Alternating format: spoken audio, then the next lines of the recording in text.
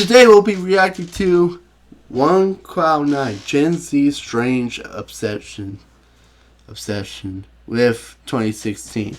Me personally, 2016 wasn't the best year of my life. To me, that's 2019 and 2024. But I think 2016 gotta be right up there, though. In my opinion. Yeah, the Broncos won the Super Bowl that year. It's up there. Top three. But without further ado, let's get into it. 2016, the year that has their cock down everybody's esophagus. Everybody glazes this shit to no ends meet. No matter how good a year can be, it will never be better than 2016. Like, I get 2016 was fire. It was really a good year. But this generation and millennials are just so obsessed. If I'm going to be honest, we're starting to sound like those old heads. Oh, ain't nothing going to beat the 90s. Nothing going to beat the 80s. We're being like that now. Was fire. It was really a good year. But this generation and millennials are just so obsessed with this shit. Like, y'all act like no other year has been good besides that year. While I was 10 during that time, so I might not understand the full implication. I've been wondering. Yeah, same here. I was 11 and I only cared about football. For a minute, why is everybody so obsessed with 2016? Besides the fact that sports, music, and media all... Sports was tough, bruh. Stranger Things dropped 2016? So...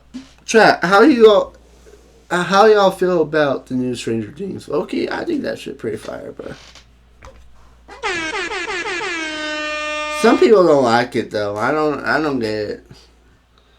I do have my grudges on it, but I don't think it's that bad. I think people were expecting a lot more since it was a 3-year wait, and it hasn't capitalized. For me, I disagree though. You feel me? So obsessed with 2016. Besides the fact that sports, music, and media all peaked during this year. And the main reason... Music, I was not a 2016... I didn't listen to music during that time. That I found... It was just Imagine Dragons. Because of 2020. Peaked during this year. And the main reason that I found is because of 2020. 2020... Oh, fidget spinners and hoverboards. Was the end of the world as we know it. COVID shut everything down, forcing everybody to go inside and basically live life through their phones and laptops. And because of this 6-month-long event of quarantining and not going outside, society hasn't been the same since. Majority of society went from being very outgoing and social to all wanting to be nonchalant, popular, and lonely. We went from hanging out with the boys and going to parties on Fridays and Saturdays to staying inside playing Fortnite and GTA. And we went from actually talking and interacting with women in real life to only being able to talk to them through messages or FaceTime. Not to mention, if we wanted any physical intimacy with anyone, we'd have to use our hands, which turned everybody into gooners for about 6 months. Don't lie, we all went through that phase. Yes, I said we. Stop lying to yourself. Well, it's been 5 years since these events happened, and we haven't... Is he talking to y'all, chat? I think he's talking to y'all. A lot throughout society. A lot of the consequences from that year still remain. One of them being the significant rise of social media. Before 2020, social media and content creators were still very popular. Ever since that year, this shit has exploded beyond belief. The popular thing to do nowadays isn't to be a rapper or an actor, it's to be a content creator. Kids are dead growing up wanting to be this. People would rather stay inside and smoke and chill than go outside and drink with the boys. Whether you like it or not, 2020 turned all of us into introverts. And even if you didn't make that complete transition, you're at least a little bit more there than you would have if not for the pandemic. But let's get straight to the point. How does this relate to 2016? Well, when you think about what 2016 was to its core, it's literally everything that 2020 wasn't. I think the biggest thing that everybody talks about when they talk about that year is the vibe. The average weekend in 2016, I'm literally on the way to a function whose address I got off Snapchat. I'm in a packed car, blasting EXO Tour Life, screaming that with my location off, knowing that I'm going to be home way past curfew. That was back when Instagram was still lit. We had World Star popping off. Memes were trending. There was no TikTok. There was no brain rot. People actually could talk to people. There was no like attention disorder. You could literally be having a conversation with somebody and get to know them and not be like checking your phone every 5 seconds. When they're teenagers, I'm going to be thinking in my head like, losers. Loser! Like, what do you mean you sit at home watching people stream? Go do something! It was just something in the air that year. You couldn't explain. The world just kind of felt like a community. Maybe it was because of all of the challenges, new dances like the dab, the mannequin challenge, hell, the rise of Pokemon Go. Pokemon go to the polls. Get that nigga off my shit right now. Oh, come on. Get that nigga. Whatever it was, life just felt more together back then. There were so many things to be a part of in an era where the internet was still fairly new to being popular. It was like the perfect climax of social media meeting actual real life and joining together to just create a perfect vibe. I think 2016 is such a nostalgia and mixed year because that was like the last peak genuine year. Meaning that was the last genuine year of vibe. Like how I think of 2016, that's when me, my generation, we were like at the peak of this social media stuff. It was having its rounds, but no one really knew what it was. So no one really knew what it was to be an influencer, or no one really knew what social media was. It was still just throwing stuff at the fan, just going with the vibes. That was like the last year of what we know before everything just turned superficial. And then right after that, my generation, shout out to the 25 and 26 year old, I can't pinpoint it, but we crossed over into a different sector in 2017. And if you know the feeling, you know the feeling. But after 2016, it was just like 2016, 17, 18, 19, 20. And from there, everything just kind of been in limbo. And like I said before, one of the most obvious reasons for our obsession with this year is because everything peaked. Sports, movies, content, music. This year just had everything. The last instances of a full-length Rihanna and Frank Ocean project, Drake becoming synonymous with one of the most nostalgic summers ever, Kanye with one of the most iconic listening parties we've ever seen, Chance the Rapper before jinxing himself on Ultra Light Beam, Post Malone before converting into a full-time West Virginian, The Weeknd giving us an album that was initially negatively received because all you fake mysterious freaks kept saying trilogy's better. Both are good. Shut up. YouTube had content that wasn't just balloon popping and weird vlog. Basketball at the collegiate and professional level was peak. Locked by Jane. You would see a fine woman at Target and just think about her the rest of the day. Now you just scroll on your phone and say damn and move on. We're in a revolving door of situationships. Nothing feels sacred anymore.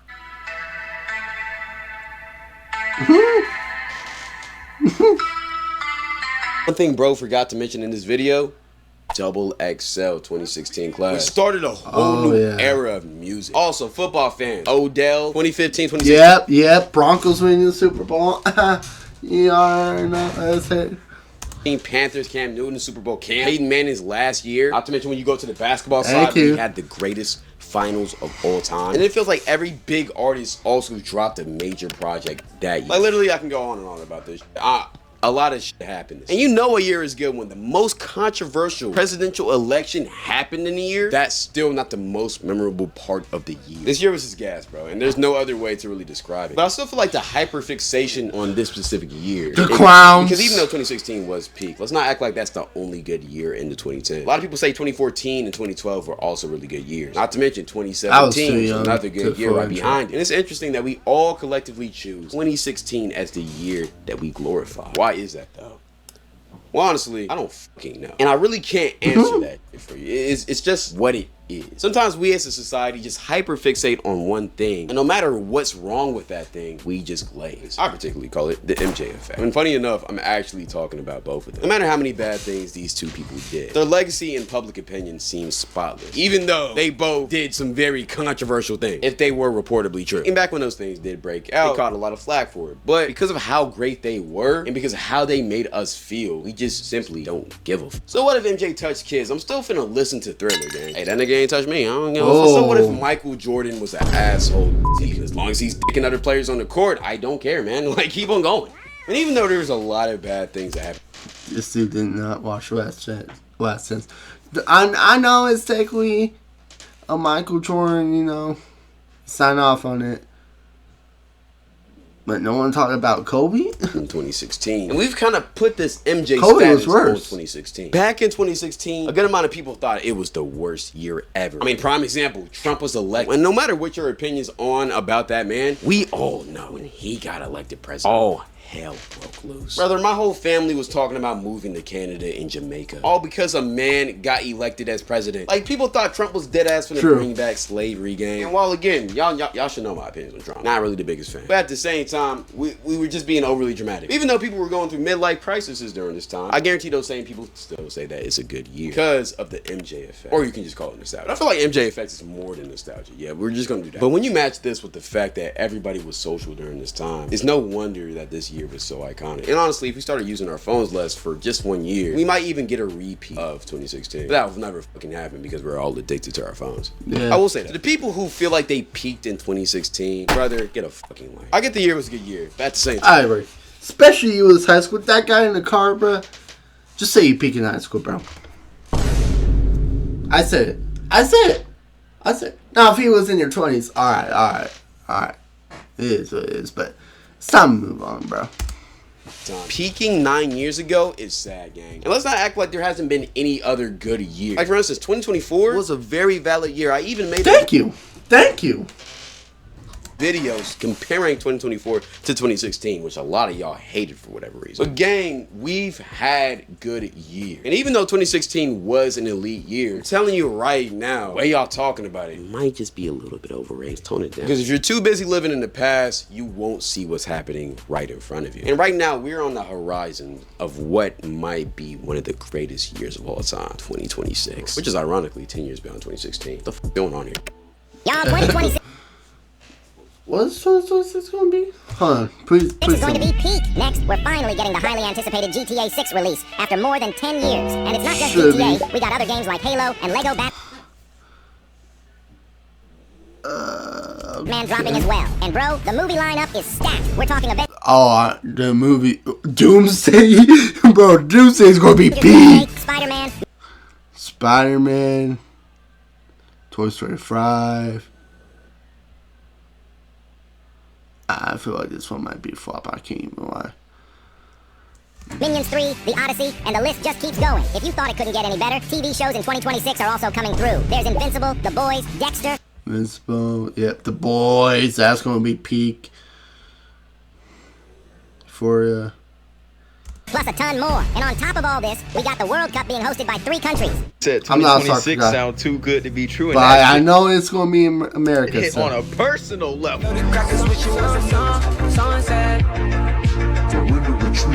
Plus, the way that this NBA and NFL season is looking, it's going to be one of the greatest playoffs. Hey, Bo Nix, come on. Both individual leagues. Same thing with CFB. We all know March Madness is going to be crazy. I truly think that 2026 is either going to compete or surpass 2016 final. But if you're still stuck on the past, you won't be able to enjoy the present. So, guys, let's let 2016 go. It was a great memory. But I guarantee half of y'all who are glad. And I'm turning 21 in 2026. They were only like 5 or 6 when it happened. And if you weren't, you were like 10 or 11 or 12, just like me. So let's stop acting like we actually lived that shit. And let's enjoy the year that we're actually gonna get to live through. But besides that, let me know your opinions down in the comment section now. But let's actually stay. I agree with you, Cloud. I can't even lie. Like I said, maybe because I was like 11, 10, around there. Maybe I didn't feel it. Hold on. Year could be a good year if you make it true. So is he talking about? But sort of facts. It's like we always get true.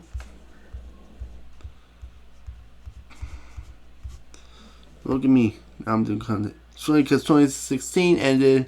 I remember everyone saying how bad a year it was. Fast forward, it's one of the most greatest years ever. Yeah, it's nostalgia, bro. Yo.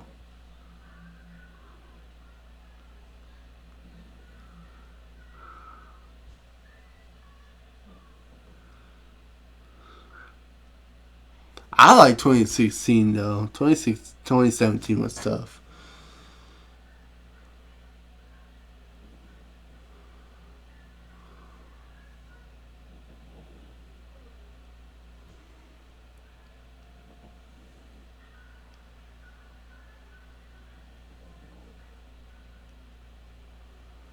Split deserve.